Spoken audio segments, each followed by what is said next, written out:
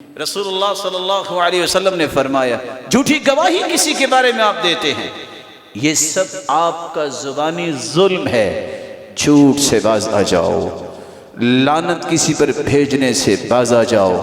آپ کسی کو لعنتی کہتے ہیں، لعنت آسمان کی طرف جاتی ہے، پھر دائیں اور بائیں آتی ہے کیونکہ آسمان کا دروازہ نہیں کھلتا، پھر پلٹ کے اسی پر ہی آ جاتی ہے جس نے لعنت بھیجی ہوتی ہے، وہ خود لعنتی بن جاتا ہے۔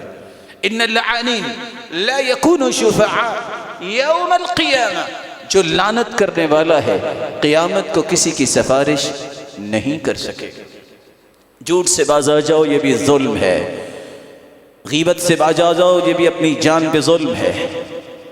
لعنت سے باز آ جاؤ، یہ بھی اپنی جان پہ ظلم ہے۔ اور مذاق کرنے سے باز آ جاؤ، یہ بھی اپنی جان پہ ظلم ہے۔ جھوٹی گواہی کسی کے بارے دینا، ایفیڈیوٹ پہ سائن ہو رہے ہیں ہزاروں کی تعداد میں روزانہ، باز آ جاؤ یہ ظلم ہے۔ اور ایفیڈیوٹ پہ سائن کرنے کا معنی یہ ہے تدع الدیار بلاقع، اپنے گھر کی بربادی کے سائن کر چکے ہو، یہ اللہ کے رسول کا فیصلہ ہے۔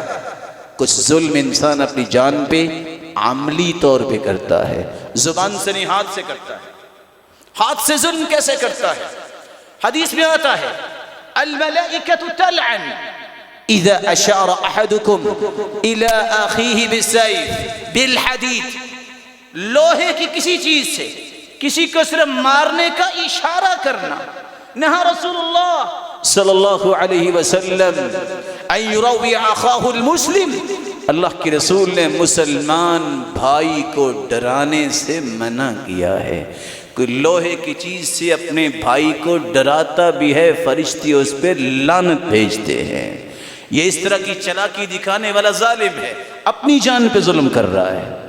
من حمل علینا السلاح فلیس منا، من شہر من سل علی اخی وان کان اخاہ لابیہ وامی، جو تلوار یا اسلحہ اپنے بھائی پہ تان لیتا ہے، سگے بھائی پہ، کسی مسلمان پہ، اس کا تعلق رسول اللہ صلی اللہ علیہ وسلم سے نہیں ہے۔